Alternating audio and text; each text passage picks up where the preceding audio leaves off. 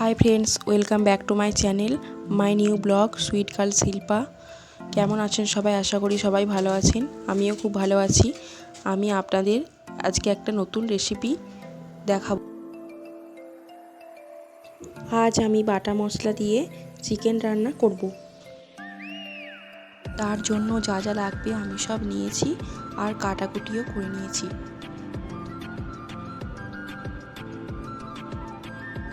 এরপর আমি বাটা মশলাগুলিও রেডি করছি। এখন আমি শিলনোড়াতে রসুনটা ভালো করে বেটে নিচ্ছি, তারপর আদাটাও ভালো করে বেটে নেব।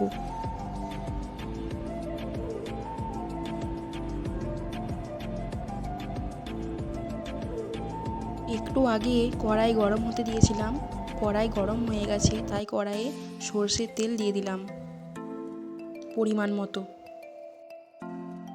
আর চিকেনটা নুন এবং অল্প লেবুর রস দিয়ে মাখিয়ে ঢাকা দিয়ে রেখেছিলাম। এদিকে আমার তেল গরম হয়ে গেছে, তাই তেলে দুটো শুকনো লঙ্কা এবং বাটা রসুন দিয়ে দিলাম। রসুন হালকা ভাজা ভাজা হওয়ার পর তার মধ্যে পেঁয়াজ কুচি দিয়ে দিলাম।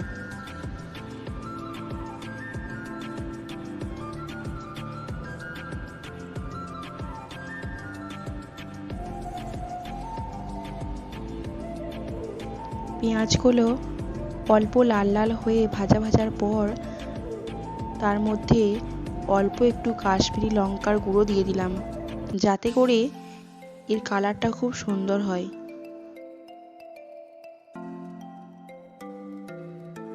তারপর এর মধ্যে টমেটো কুচি দিয়ে দিলাম।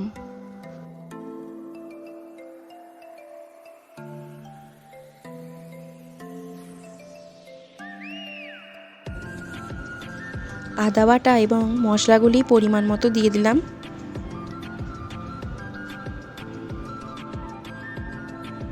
মশলার মধ্যে আমি পরিমাণ মতো হলুদ গুঁড়ো, জিরে গুঁড়ো, ধনে গুঁড়ো এবং মিট মশলা দিয়ে দিলাম।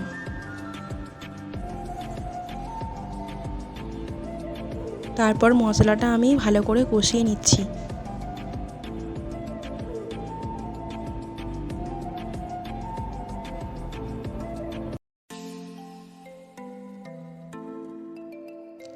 একদম মিডিয়াম আঁচে আমি মশলাটা ভালো করে কষিয়ে নেব।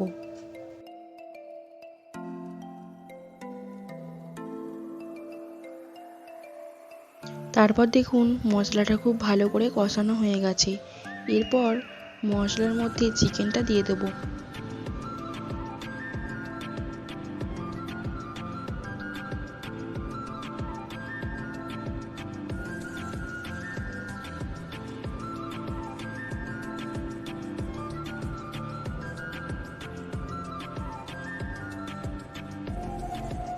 চিকেনটা ভালো করে মশলার মধ্যে নেড়ে চেড়ে কষিয়ে নিতে হবে।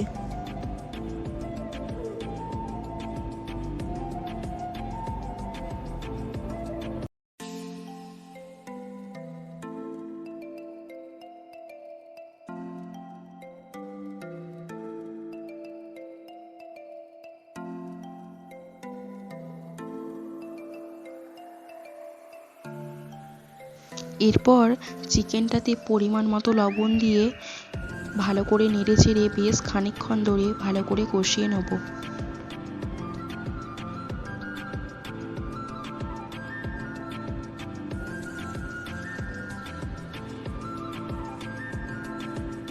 এরপর চিকেনটা ভালো করে নেড়ে চেড়ে ঢাকা দিয়ে দিয়ে কষিয়ে নিতে হবে। দেখতে হবে যেন চিকেনটা খুব সুন্দরভাবে সেদ্ধ হয়ে যায়।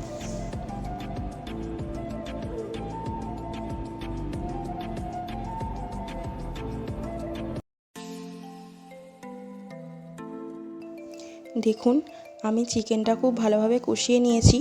তারপর অল্প পরিমাণে জল দিয়ে অল্প নাড়িয়ে গরম মশলা দিয়ে দিলাম।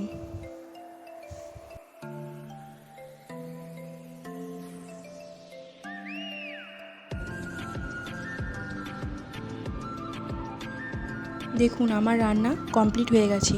কেমন হয়েছে আপনারা কমেন্টে জানাবেন। আর রেসিপিটা কেমন লাগলো একটু বলবেন।